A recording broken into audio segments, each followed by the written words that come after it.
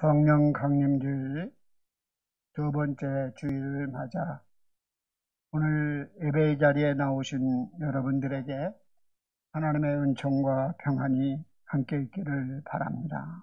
성령 강림주일을 맞아 계속적으로 성령의 인도하심에 대해서 말씀을 드리는 것은 성령의 임재 사건은 우리의 신앙생활에 계속되어져야 하기 때문입니다. 마치 부활이 단 이례적인 부활절 사건으로 끝나는 것이 아니라 부활의 생명이 우리 가운데 늘 함께 있어야 하는 것처럼 성령의 임재하심으로 끝나는 것이 아니라 그 성령이 내 안에서 충만함을 이루어야 하기 때문입니다. 오늘 이 자리에 나오신 모든 분들에게 내 안에 성령의 임재하심을 깨닫고 그 성령의 충만함을 이룰 수 있는 그러한 은혜와 평강이 있기를 바랍니다. 사람들이 함께 모여서 하나됨으로 어떤 일을 추구한다는 것은 사람들의 마음속에 하나님의 형상이 있다는 흔적들입니다. 예수님을 모르는 사람들도 하나 되는 일을 통하여 가치 있는 일을 하기로 합니다. 또 악한 일을 하는 사람들도 하나됨으로 그 일을 효과적으로 감당하려고 합니다. 마치 예전에 88 올림픽 때 서울에 있는 소매치기들이 함께 모여서 우리나라를 위해서 뭔가 기여하지 않겠느냐. 그래서 올림픽 기간 동안에는 털지 말자. 그렇게 회의를 했다는 거예요. 그래서 그 올림픽 기간 동안에는 소매치기 활동을 하지 않도록 결의를 했다는 것입니다. 그러므로 우리가 추구하는 하나됨은 어떠한 하나됨이냐, 그리고 그 하나됨을 통하여 무엇을 이루느냐가 중요하다는 것입니다. 우리 교회라는 공동체 속에서 연약한 지체가 있듯이 우리가 연약한 지체가 있으면 다른 지체들이 그냥 내버려두는 것이 아니라 그 연약한 지체를 돕기 위해서 모든 몸의 지체들이 함께 협력합니다. 온전히 육체 한 곳에 피가 부족하면 그 피를 채우기 위하여 내로부터 명령이 내려지고 그 부족한 부분의 피를 공급하기 위하여 온 주체가 활동을 해 건강을 유지해 나가는 것입니다. 마찬가지로 교회라는 공동체 속에서도 그 영적 건강을 유지하는 사람이 있는가 하면 건강을 유지하지 못한 연약한 그러한 지체들이 있습니다. 그러면 그 연약한 지체들을 위하여 건강한 지체들이 그들을 도와주고 기도하며 사랑으로 보듬어줘야 하는 것입니다. 우리의 삶 속에서 결국 우리가 생각하는 것 이상으로 우리는 영적 생활에 있어서 공동체의 중요성을, 영향력을 우리는 생각해야 합니다. 공동체의 중요성을 소홀히 하는 사람은 믿음이 쇠퇴되거나 연약해집니다. 그러나 공동체의 중요성을 생각하며 늘 교회 공동체 안에 서로 성령 안에 하나로 교제를 이루면 믿음을 능히 지켜나갈 수 있는 것입니다. 심리학 교수인 최인철 교수님은 행복하려면 행복한 사람 곁에 머물라라는 말이 있습니다. 행복은 어떤 생각과 논리로 주어지는 것이 아니라 행복한 사람 옆에 있으면 나도 행복해질 수 있다는 것입니다. 부정적인 사람 옆에 있으면 나도 부정적인 사람이 되는 것처럼 믿음이 메말라 있는 사람 옆에 있으면 나도 믿음이 메말라질 수밖에 없습니다. 그러나 성령 충만한 사람 옆에 있으면 그 성령 충만함이 내게 흘러들어 내가 성령 충만하게 되고 내가 성령 충만의 통로로 사용되어지게 됩니다. 그러므로 우리는 이 교회 안에 교회 공동체 속에 서로 친밀한 교제를 나눈다는 것이 관계 형성을 이룬다는 것이 우리의 영적 생활에 얼마나 중요한지 여러분들은 깊이 생각해 봐야 합니다.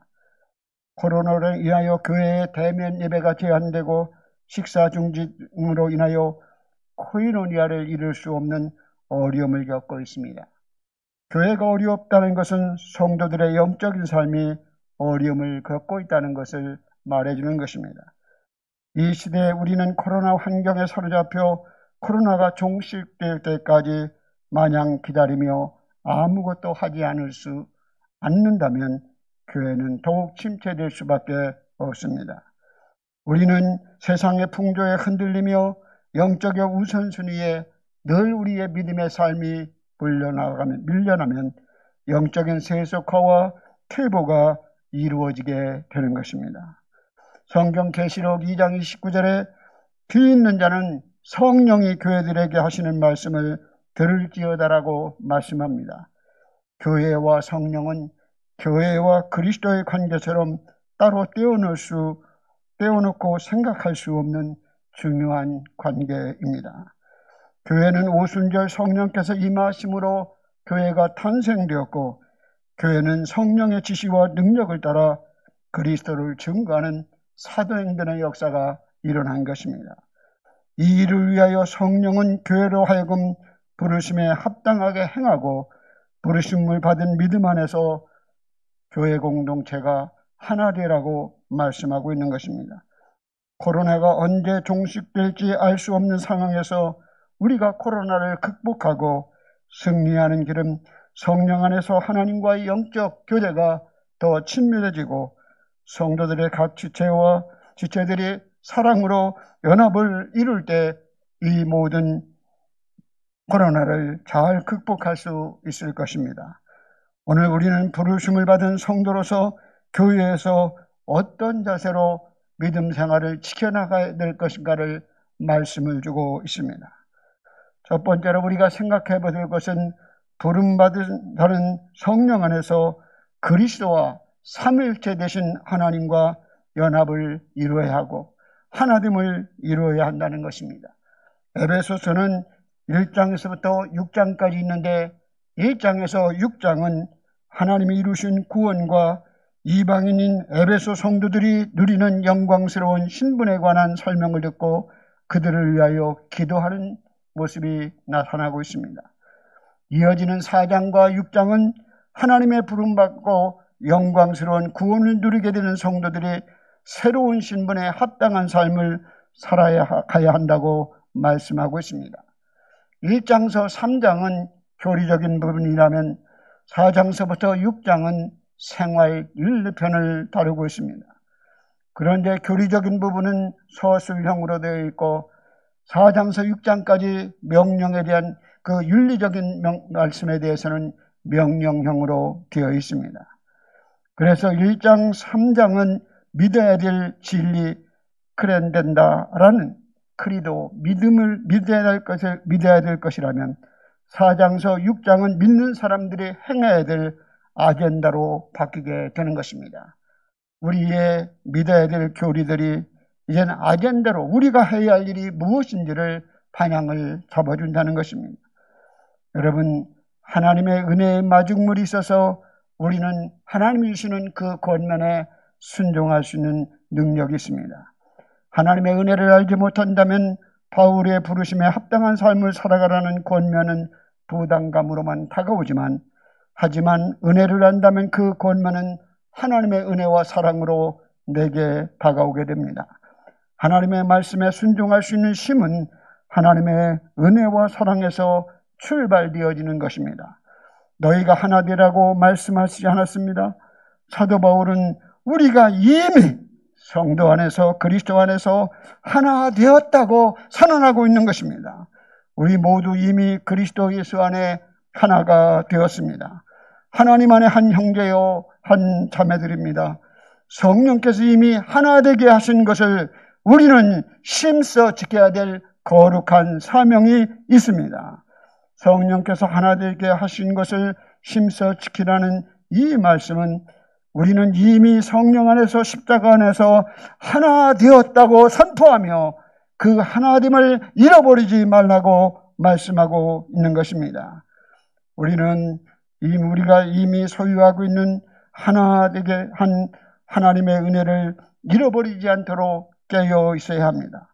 성도들의 하나됨은 우리의 힘으로 만들어낸 것이나 우리의 선택에 의해서 되어지는 것이 아니라 우리에게 주어지는 하나님의 은혜인 것입니다.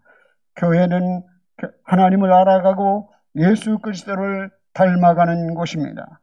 성령은 성도를 부르시고 세우기까지 매 순간마다 함께 역사하십니다. 처음에 예수 그리스도를 믿는 사건도 물과 성령으로 거듭나지 아니하고는 하나님 나라에 갈 수 없느니라. 그리고 우리가 하나님의 자녀로 살아갈 수 있는 것은 내가 성령이 아니고는 예수 그리스도를 주라 시인할 수 없느니라. 우리가 성령이 아니고는 우리의 죄사함의 은총을 깨달을 수가 없는 것입니다. 성령의 역사하심으로 새 생명을 얻게 되었습니다. 하나님의 구원의 역사는 성령의 거듭나게 하시는 은혜가 우리에게 베풀어졌습니다. 우리는 성령으로 인하여 그리스도와 연합하게 되고 그리스도 안에서 한 몸이 되는 영적 공동체의 삶을 살아갈 수 있는 것입니다. 오늘 바울은 자신의 형편에 대하여 뭐라고 말합니까? 에베소서는 옥중서신이라 해서 바울이 로마 감옥에서 에베소에 있는 교인들에게 쓴 서신입니다. 그런데 오늘 본문 1절의 말씀에 보면 뭐라고 말씀해요? 감옥에 갇힌 나라고 표현하지 않고 뭐라고 표현하죠? 주 안에 갇힌 나라고 말씀하고 있는 것입니다.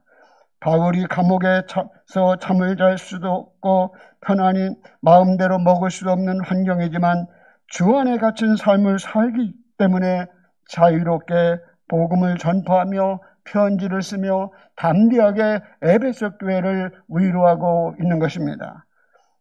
사도행전 20장에 보면 에베소 교회 장로들을 향하여 밀레도에서 내가 결박과 환난이 나를 기다린다 하나 내가 예루살렘에 가는 것은 주 예수께서 주신 그 사명을 전파하기 위함이라고 바울은 고백했습니다. 오늘도 내 안에 계신 예수 그리스도 성령을 통하여 여러분들이 온전히 어떤 어려움 속에 있다 할지라도 나는 주님께 붙들린 자, 주님께 갇힌 자라고 고백함으로 믿음으로 나의 정체성을 바로 회복함으로 믿음을 회복하는 여러분이 되시길 바랍니다.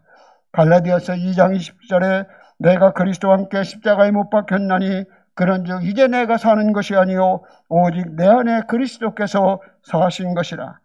주 안에 갇힌 삶을 살았던 바울은 주인이 바뀌었습니다.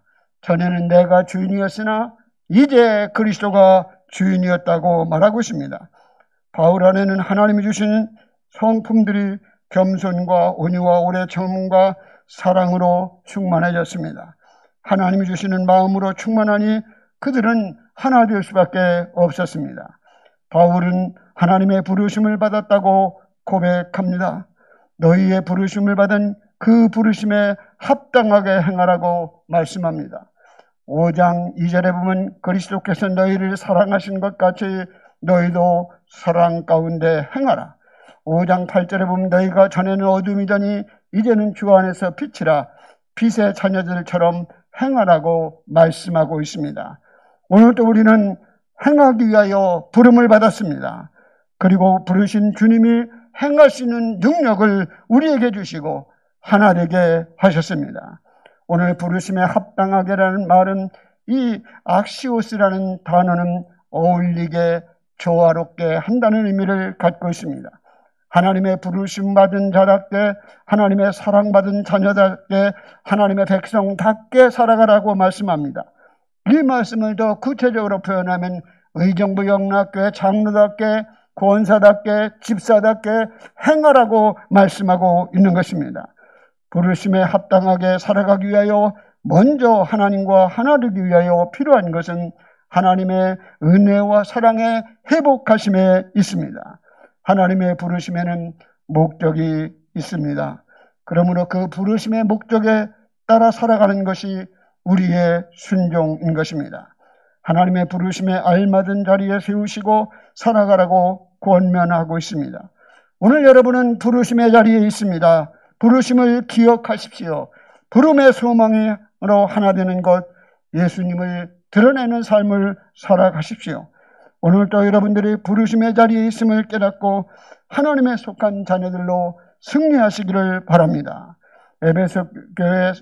에베소서는 예수 그리스도 안에서 건물이 서로 연결되어 하나님의 성전이 되어가라고 말씀합니다. 에베소 2장 21절에 보면 그리스도 예수께서 친히 모퉁이돌이 되셨느니라. 그 안에서 건물마다 서로 연결하여 주 안에서 성전이 되어가고, 이 모퉁이돌이 그리스도야 아닙니까? 교회를 머리로 하고 교회 그리스도께서 모퉁이돌이 되어서 그 모퉁이돌을 연결하여 집이 지어지는 것처럼 예수 그리스도와 연합하여 아름다운 믿음의 성전을 만들어가라고 말씀하는 것입니다. 예수 그리스도의 십자가를 믿음으로 받아들일 때 하나님은 우리 사이에 맡고 있는 죄담을 얼고 하나님과 우리가 하나 되게 하셨습니다. 에베소 2장 14절에 그는 우리의 화평이신지라 말씀하고, 16절에 보면 십자가로 이 둘을 한 몸으로 하나님과 화목하게 하심이라고 말씀합니다. 그러므로 우리의 자랑은 하나님과 화목될 때 진정한 평화를 누리게 되고, 그러므로 우리의 자랑은 예수 그리스도의 십자가인 것입니다. 여러분, 신앙생활의 성공적인 신앙생활이란 여 자신을 보면 난 할 수 없어요 라고 좌절하고, 나의 모습을 보면 너무나 초라하고 보잘것없게 느껴질 때가 있습니다. 그러나 신앙생활의 성공은 목적지에 이르러서의 성공이 아니라 끝까지 목적지를 바라보는 것이 성공입니다. 우리의 목적지는 뭐예요? 예수 그리스도를 바라보고 성령 안에서 부르심의 소망을 따라 살아가는 것이며, 부름의 소망을 따라 우리에게 맡겨진 사명을 감당하는 데 있습니다. 여러분이 지금 처한 저주 형편이 넘어짐의 자리, 흔들림의 자리에 있다 할지라도 여러분들은 여전히 주님을 향하여 여러분들이 바라보고 있다면 여러분은 그 과정을 통하여 어느 순간인가 주님의 나라에 이르게 될 것입니다. 방향을 전환하지 마십시오. 온전히 주님께만 우리의 믿음을 고정시키고 우리의 신앙을 주님의 말씀에 고정시키고 믿음으로, 기도로, 순종으로 나아갈 때 순종에 이를 줄, 성공에 이를 줄 믿습니다. 우리는 예수 그리스도를 믿고 구원을 받는 믿음으로 인하여 그분과 연합된 몸을 살아갈 수 있고, 우리는 교회를 통하여 성도 한 사람 한 사람이 그리스도의 몸으로 성전으로 하나 되어 가야 합니다. 여러분, 주님 안에서 부르심의 소망을 입는 것은 주님과 하나 되길 원합니다. 하나님과 연합되길 원합니다. 그 일을 위하여 기도와 말씀으로 주님을 가까이 하며, 그러므로 시편 73편 말씀처럼 여호와를 가까이 함이 내게 복이라 하며 날마다 주님과 하나됨으로 성령 충만함으로 승리하는 여러분이 되시기 바랍니다. 두 번째, 부르심을 받은 자로 성령 안에서 각 지체들이 사랑으로 하나 되는 것입니다. 내가 성령 안에서 하나님과 하나를 이루었다면 이제는 지체로서 이웃과 하나를 이루라는 것입니다. 오늘 3절에 보면 평안에 매는 줄로 성령이 하나 되게 하신 것을 심써 지키라. 여기에 줄이란 말은 쇠사슬이라는 의미를 갖고 있습니다. 하나님이 평안에 매는 쇠사슬로 우리를 성령과 하나 되도록 굳게 묶으셨습니다. 성도들이 하나됨의 근거는 무엇인지를 7단어를 사용하여 확신시켜주고 있습니다. 한 하나님, 한 주님, 한 성령, 한 소망, 한 몸, 한 믿음, 한 세례, 이 모든 것은 결국 하나됨을 거부하거나 이루지 못한다면 하나님께서 주님의 십자가로 둘을 한 몸으로 만드신 성령의 역사를 부인한 것과 다름이 없습니다.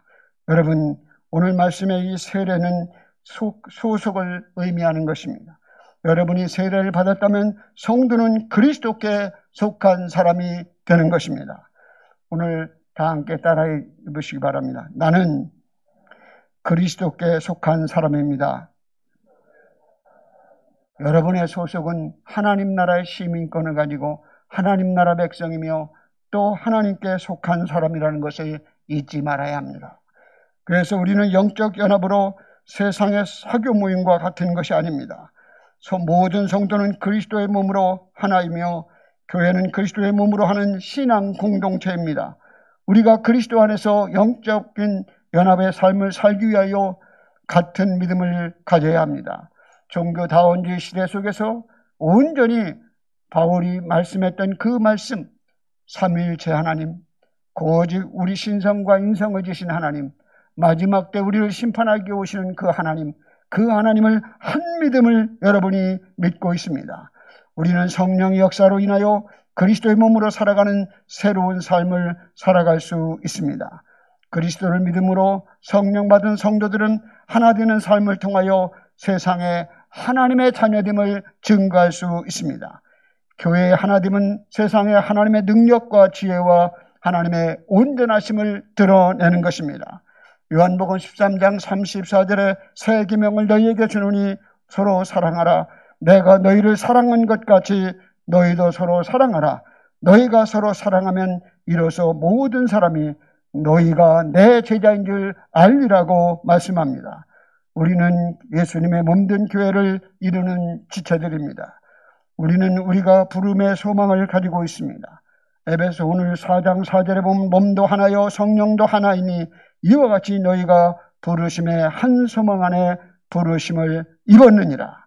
오늘 또 하나님의 부르심에는 차별이 없습니다. 성령은 우리를 분리시키는 것이 아니라 하나 되게 하신 것입니다. 고린도전서 12장 13절에 우리가 유대인이나 헬라인이나 종이나 자유자나 다 한 성령으로 세례를 받아 한 몸이 되게 되었고 다 한 성령을 마시게 되었느니라.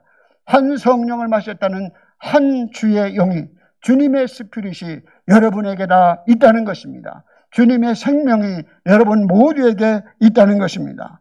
오늘도 주님의 성령이 여러분 안에 거하시고 그 성령이 여러분과 더불어 호흡함으로 말미암아 그 속에서 성령이 매는 줄로 교회가 하나 되는 은혜가 있기를 바랍니다. 예수 그리스도의 대속의 죽음이 어느 한 민족을 위한 것이 아니라 전 인류를 위한 것입니다. 주님의 구속사역은 인종이나 민족이나 신분이나 계급이나 빈부격차를 만들 수 없고 하늘 주님은 차별이 없이 여러분을 사랑하시고 여러분을 받으시고 하나 되기를 원하십니다. 오늘도 우리의 삶의 자리에 성령의 역사하심이 있습니다. 여러분이 성령이 주시는 마음을 가지면 내 안에 있는 미움, 시기, 질투, 욕심들을 마음에서 쫓겨나고 주님의 마음을 품게 됩니다. 성령 속에 들어가면 서로 욕심을 부릴 필요도 없고 싸울 필요도 없고 하나 될 수 있는 것입니다. 여러분, 오늘도 성령 여러분과 함께 하심으로 성령의 능력 안에서 아름다운 성령 열매를 맺는 또 성령의 인도하심을 받는 여러분이 되시기 바랍니다. 지난주 화요일에는 페루에서 40년 동안 선교 활동을 하던 선교사님과 오랜 동안 함께 대화를 할 기회가 있었습니다. 그 선교사는 자신의 간증을 통하여 그는 대학을 졸업하고 장신대 신대원을 졸업하고 그리고 목사 안수를 받고 2년 동안 한국에서 목회 활동을 하다가 페루 선교사로 자원하게 되었습니다. 그런데 놀라운 것은 페루 선교사로 갈 때 그는 책을 읽다가 페루 선교의 비전을 가졌던 미국인 한 선교사 그리고 그 선교 활동에 어려움을 겪었던 그의 모습 쓰고 그 아마존 강에 대한 비전을 갖기 시작한 것입니다. 그래서 스페인어를 공부하기 시작했고 그래서 결국은 그는 1984년에 82년이군요. 82년에 페루로 떠납니다. 자기 가족은 놔두고 먼저 혼자 페루를 떠나는데 페루는 가는데 24시간 걸립니다. 비행기. 왜 바로 가지 못하고 요즘은 19시간. 미국에 들려서 샌프란시스코에서 페루 리마로 가는 비행기를 탔습니다. 그는 페루의 리마에 가면 아는 사람이 아무도 없었습니다. 자기를 맞이할 사람이 아무도 없었습니다. 또 자기는 앞으로 선교를 어떻게 해야 되는지 아는 자기는 아마존강 유역을 선교하겠다는 생각만 가졌지 어떻게 아마존 사람들을 부족들을 만날 것인가에 대한 구체적인 어떤 목표도 가지고 있지 못했습니다. 그래서 비행기 안에서 자기가 앞으로 몇 시간 후면 펼쳐질 자기의 삶이 너무나 처량해 보이고 내가 왜 이 길을 가야 하나 하며 눈물을 쏟기 시작했습니다. 그래서 비행기에서 거의 1시간 동안 눈물을 흘리며 바이블 성경을 읽고 있었습니다.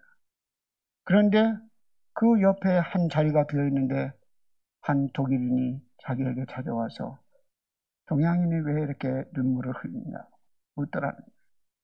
그래서 내가 한국 사람인데 지금 페루로 아마존강 유역으로 선교 활동을 가는데 내 앞으로 펼쳐질 것이 아무런 보장이 없습니다.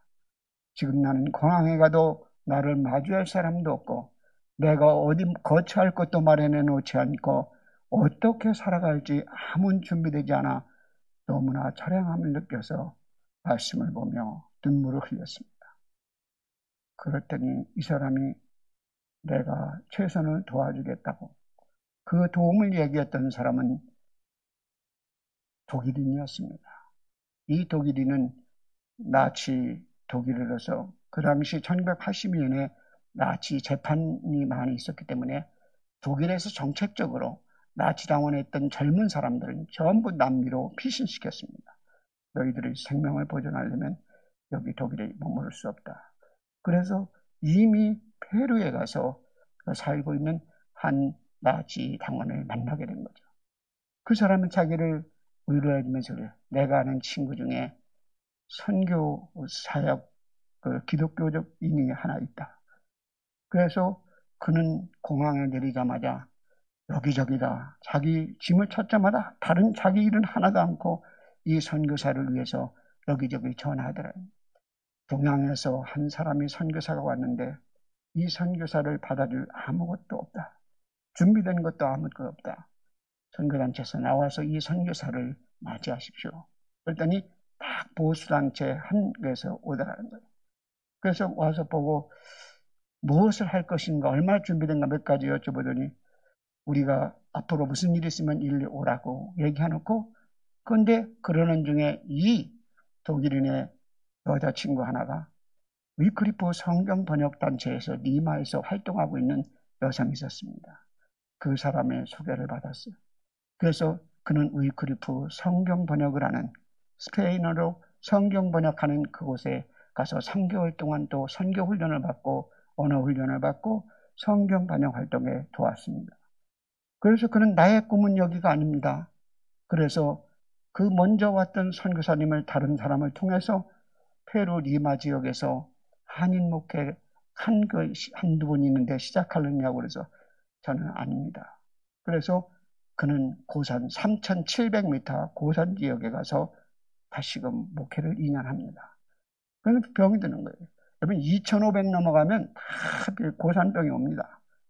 내가 여러분 모르죠. 놀랐죠. 내가 5,800m까지 올라가 봤는데 산소 마스크 끼지 않으면 한국 사람들 못 견뎌요. 2,500만 넘어가면 백수보다 훨씬 넘어요. 거의 2,800, 3,000m 가까운 데서 고산지대에서 그 활동해요. 그래서 그곳에서 2년 하다가 너무 힘들어서 이 풍수병에 다시금 리마에 내려와서 자기가 원했던 그 아마존 강으로 들어갑니다. 들어가는 것이 그곳이 페루의 북갈파라는 지역입니다. 그 북갈파 지역에서 사모님하고 둘이 나중에 사모님 오라고 해서 그곳에 가서 조그만 그 집 하나 허름한 집을 얻어서 사모님은 거기서 고아원 겸 유치원을 하고 자기는 날마다 들어가서 낮이면 아마존 강에서 부족들을 만나서 선교 활동을 합니다. 이렇게 시작한 선교 활동이 거기에는 유치원과 초등학교와 중학교와 고등학교가 세워져 지금은 그 지역에서 가장 유명하고 가장 교육을 잘하는 선교기관으로 발전되었고 이 선교 목사님은 결국 은퇴 38년 하고 은퇴해서 한국에 잠깐 들어왔습니다. 그런데 자기 한국에 들어보니까 자기의 주민등록증이 다 말살됐다라는 거예요. 그래서 나는 한국 사람입니다. 그래서 결국은 자기 호적 등본을 찾아 갖다 줬더니 6개월 이상 머물러야만 한국에서 이 주민등록이 다시금 생성될 수 있습니다. 그래서 6개월 머물기로 하고 무엇을 할 것인가. 그래서 6월 10일 다음 주에 들어가기로 했다가 10월까지 무엇을 할 것이냐. 그래서 자기는 부산 사람이거든요. 자기는 하루에 30km씩 내가 야보고의 길, 거기 스페인 그 길은 아니더라도 대한민국을 한 바퀴 돌겠다는 거예요. 네? 3달 동안. 그래서 목회자가 아는 사람 있으면 거기 가서 식사하고, 그 교회에 보면 의자가 있으면 거기서 잠자고, 그러면서 하겠다고 스케줄. 이제 그분이 72세입니다. 72세. 네. 무슨 나이에 하루에 20km씩 그 일을 하냐. 제발 그만두고 버스 타고 이동해서 그 선교, 걷던마다 하루에 10km만 걸으라고 내가 말했는데, 어쨌든 이런 성령의 인도하심을 받았던 그의 놀라운 일들을 간증을 들었습니다. 여러분, 오늘도 여러분들이 성령의 하나됨을 드러낸 삶의 방식과 원리는 성령의 열매, 여기서 말하는 것은 겸손과 온유와 오래 참음과 사랑으로 서로 용납하라는 것입니다. 우리가 하나됨을 이루기 위하여 어떻게 겸손해야 합니다. 진정한 겸손이란 다른 사람과 비교의식에서 오는 것이 아니라 하나님 앞에서 나의 모습을 바라볼 때 진정한 겸손이 가능한 것입니다. 오늘도 여러분들의 삶 속에 여러분들의 겸손한 눈은 교회 공동체 안에서 내가 할 일이 무엇인가를 보게 되고, 교만한 눈은, 교만한 사람의 눈에는 남이 할 일만 보인다는, 왜 그래가 이래? 그래 다 뭐해 다른 사람들. 자기는 할 생각은 않고 다른 사람이 뭐 하느냐고 비판한다는 거예요. 여러분, 온유하면 뭡니까? 내가 심이 있지만 그 심을 자제할 수 있는 능력이 온유함입니다. 말을 길들인다는 뜻이 온유거든요. 야생말을 길들이는 게 온유예요. 그러니까 내가 힘이 있고 능력이 있는데 그것을 주를 위하여 다스릴 수 있는 그 힘이 온유함이에요. 그리고 오래 참음이라는 것은 신앙생활은 오래 참고 견디는 가운데 이루어지잖아요. 그리고 사랑 가운데 서로 용납하라는 것입니다. 여러분, 육신적으로 편식하면 몸이 병들고 우리의 영혼이 편견에 치우치면 영혼이 병든다는 말이 있습니다. 오늘도 우리의 삶 가운데서 겸손과 온유와 오래 참음과 사랑으로 결국 서로가 서로를 용납하며 사랑의 공동체를 세워가야 할 것입니다. 골로새서 3장 13절에 네게 혐의가 있거든 서로 용납하여 피차 용서하되 주께서 너희를 용서하신 것 같이 너희도 그리하고 이 모든 것 위에 사랑을 더하라. 이는 완전하게 매는 띠니라. 여러분, 교회에 속한 우리 모두는 은혜로 치유된 눈이 필요합니다. 하나님은 우리에게 그토록 풍성하신 부어주신 은혜가 다른 이들에게 얼마든지 임할 수 있다는 보는 영적인 치유된 눈이 필요한 것입니다. 도스토옙스키는 한 사람을 사랑한다는 것은 그 사람을 향한 하나님의 의도와 목적을 아는 것이라고 말했습니다. 오늘도 우리는 놀라운 하나님의 은혜를 입었습니다. 하지만 하나님의 은혜의 눈으로 이웃을 바라보지 못하고 비난하며 정죄하는 일이 얼마나 많은지 모릅니다. 하나님께서 한 사람의 영혼을 천하보다 귀하게 여기시며 사랑하신 것처럼 내 곁에 한 사람 한 사람은 은혜의 치유된 눈으로 바라보는 은혜가 우리 의정부 영락교회 성도님들에게 있기를 바랍니다. 그리할 때 우리는 은혜 안에 성령 안에 하나 될 수 있습니다. 우리는 주님의 제자로서 서로 사랑하는지 자신을 항상 점검해 봐야 합니다. 우리의 지체들이 사랑으로 지체들에게, 연약한 지체들에게 사랑으로 다가가야 합니다. 이 시대는 우리가 서로를 향한 관심과 사랑으로 하나 되는 사랑의 공동체가 간절히 필요하고 있습니다. 지금은 모두가 코로나로 인하여 어렵고 힘든 시기를 보내고 있습니다. 서로 격려하고 서로를 위하여 기도하는 영적인 공동체의 회복이 필요합니다. 시편 133편에 보면 형제가 연합하여 동거하며 어찌 그리 선하고 아름다운 곳 여호와께서 그곳에 복을 명하셨나니 영생 이르라. 형제가 연합하여 동거하는 곳에 하나님이 주시는 복은 생명의 복을 주겠다는 약속입니다. 오늘도 주님 안에서 우리가 사랑의 공동체를 세워나가기 위하여 연약한 지체들에 대한 관심, 죽어가는 영혼들에 대한 사랑, 치유된 눈을 회복하는 여러분이 되시기 바랍니다. 오늘 글에 보니까 이런 글이 있어서 여러분에게 소개하고자 합니다. 하나님께로부터 내가 받은 은혜는 내가 다른 이에게 나누어야 할 은혜입니다. 하나님께로부터 내가 받은 사랑은 내가 다른 이에게 나누어야 할 사랑입니다. 하나님께로부터 내가 받은 구원은 내가 다른 이에게도 나누어야 할 구원입니다. 하나님께로부터 내가 받은 평안은 내가 다른 이에게 나누어야 될 평안입니다.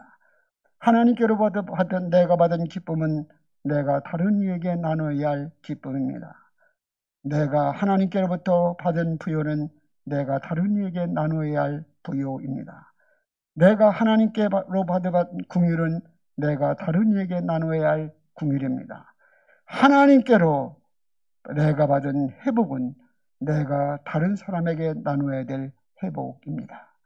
여러분, 오늘도 주님의 은혜로 성령 안에서 하나님과의 관계 회복이 이루어지고 성도 간의 사랑으로 연합하는 사랑의 공동체를 이루어가는 귀한 의정부 영락교회가 되시기 바랍니다. 그래서 의정부 영락교회가 주님을 알아가는 곳, 주님의 성품을 닮아가는 곳, 사랑과 용서와 치유를 통하여 이웃에게 진정 사랑으로 보듬을 수 있는 사랑의 공동체가 될 수 있기를 바랍니다. 성령 안에서 주님과 하나 되는 성전이 되어가고, 그리고 성도 간의 아름다운 친교를 통하여 사랑의 공동체가 되는 성전이 지어지는 여러분 교회 공동체가 되시기 바랍니다. 한 해의 절반이 다가오고 있습니다. 2021년 하반기 우리는 더욱더 믿음으로 굳게 세워지는 성숙하는 기간이 되시기 바랍니다. 2021년도는 우리가 지금까지 혼자 가는 믿음의 여정이 아니라 함께 가는 믿음의 여정이 되기를 소원합니다. 그런 꿈을 가지십시오. 우리가 주님과 하나 되고 성도들이 서로 사랑으로 하나 되어 코로나의 긴 여정을 이겨나갈 수 있는 은총이 주의 몸된 교회에 있기를 축원합니다. 성도 여러분, 오늘도 믿음으로 승리하십시오. 함께 갑시다. 내 아버지 집. 이 믿음으로 오늘도 믿음의 과정 속에 주님을 멀리하지 않고 서로 사랑으로 하나 되는 귀한 교회 공동체 안에 여러분 믿음을 끝까지 지켜나가는 성도님들이 되시기를 주의 이름으로 축복합니다. 기도드리겠습니다. 하나님 아버지 감사합니다. 오늘도 저희들을 불러주셨사오니 주님의 사랑으로 하나 되게 하시고 믿음의 공동체 안에서 서로 사랑으로 보듬음으로 하나님의 생명이 흘러넘치게 하시고 저희들을 향하신 하나님의 선하심과 인자하심을 베풀어 주시옵소서. 오늘도 주의 축복된 백성들에게 성령의 있음을 깨닫게 하시고 성령과 더불어 호흡함으로 말미암아 우리의 영혼에 성령 충만함이 있게 하셔서 성령의 인도하심을 받게 하여 주시옵소서. 예수님의 이름으로 기도드립니다. 아멘.